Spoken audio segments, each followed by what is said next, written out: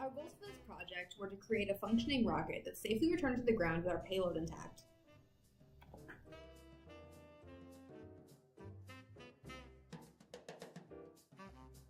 Our rocket design was overall extremely simplistic, but also contained everything that it needed to. For our fins, we chose a trapezoidal shape, but with one rounded edge, because we wanted to retain the aerodynamic benefits of a traditional trapezoidal shape, but also experiment and see what effect a rounded outer edge would have on our rocket.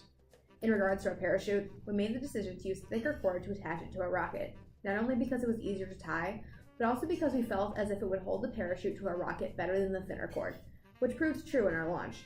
To hold our camera, we chose to cut a hole in our rocket for the lens of the camera to stick out of, and then added foam behind the camera to hold the camera in place.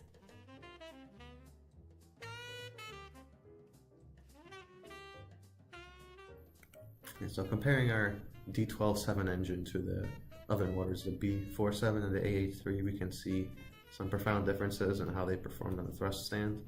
The D12 burned at about an average 10 newtons of force over 2 seconds, while the B47 burned at about 2 newtons over 2 seconds, and the A83 burned at about 3 newtons for 1 second.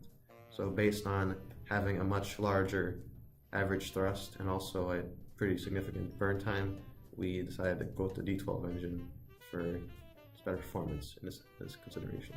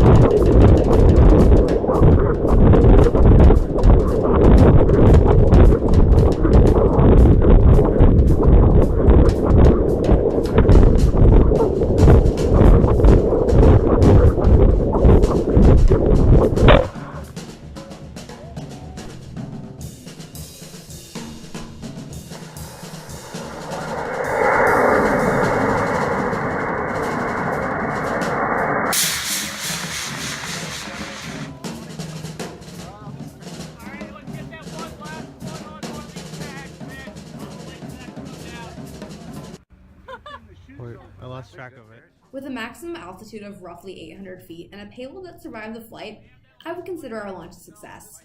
Our parachute deployed properly, and our rocket reached the ground with no damage.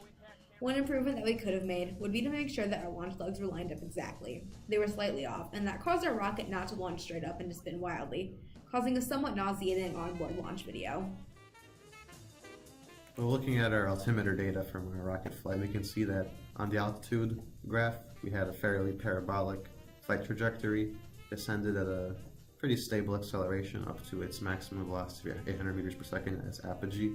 Afterwards, it began descending at a pretty constant velocity due to its parachute.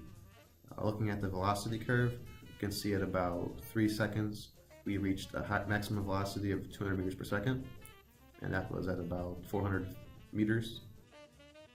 For both of us, this was our first real experience with model rocketry, so we learned a lot. Not only did we learn about and get hands-on experience with constructing rockets, but we also gained experience using the program MATLAB to plot data.